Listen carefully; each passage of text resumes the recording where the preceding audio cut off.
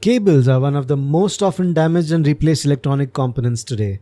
Let's take a look at how to reinforce and make any cable sturdy to help it last longer. It's really easy to reinforce an official cable yourself for just a couple of dollars.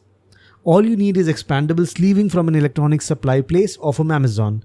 I'm using a 2 meter long piece of 6 mm PET expandable braided sleeve, some heat shrink tubing, some electrical tape and a hot air gun or a lighter for heat. Compress the expandable sleeving to increase its diameter and slip it over your cable. Use electrical tape to reinforce the ends where the cable usually bends. Then, slip on the heat shrink tubing at both ends and use some heat from a hot air gun or a lighter to shrink it and have it grip the connector and the sleeving. And that's it. You've just made your own reinforced sleeve cable.